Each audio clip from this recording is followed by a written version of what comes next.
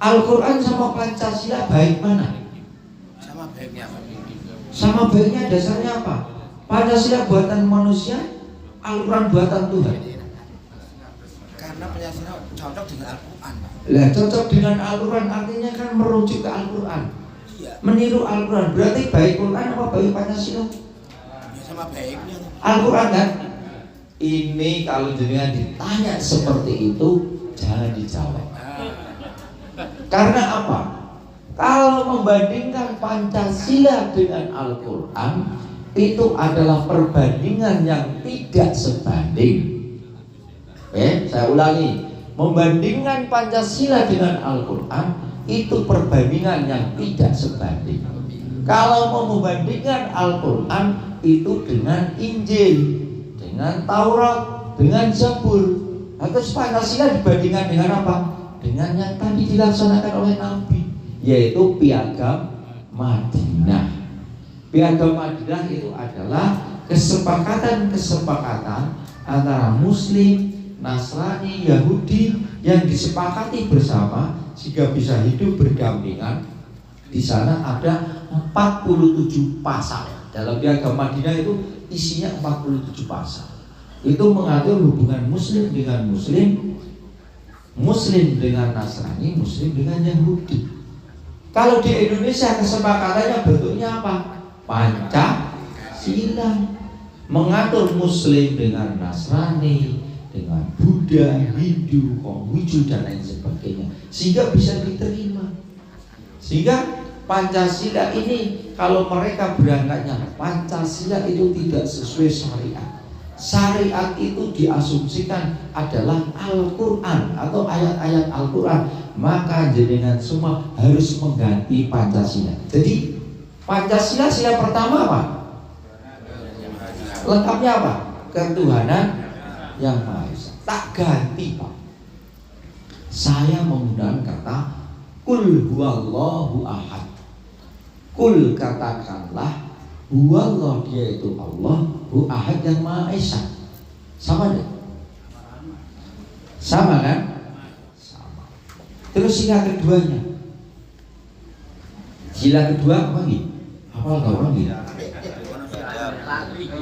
Kemanusiaan yang adil dan beradab.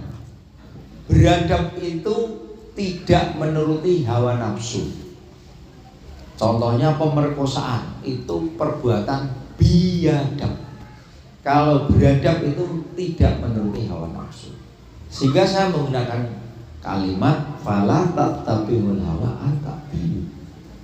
Dan janganlah menuruti hawa nafsu dan berbuatlah adil. Sama enggak? Sama enggak itu secara isi? Beda bahasa.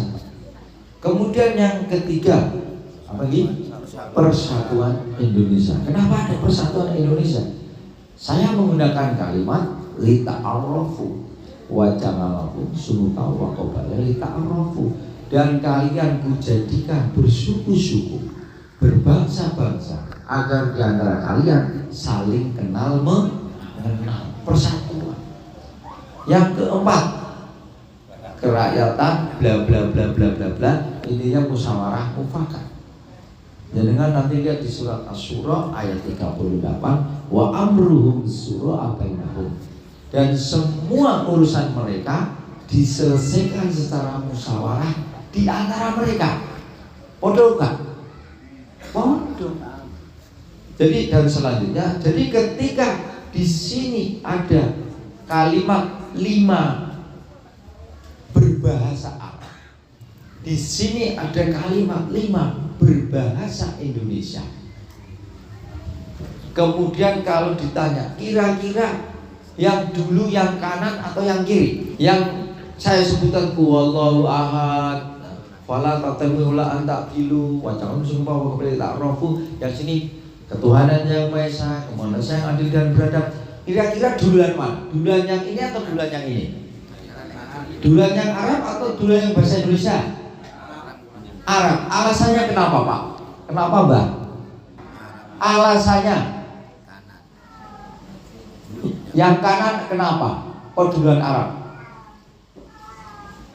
Nah ini Yang seperti ini jenengan harus tahu. Jadi ada orang yang pengen mengganti temanya, kita ganti Pancasila karena tidak sesuai syariat. Syariat itu ukurannya Al-Quran. Jadi yang perlu jenengan ketahui, yang kanan ini adalah ayat-ayat Al-Quran yang sudah ada sejak 1400 tahun yang lalu.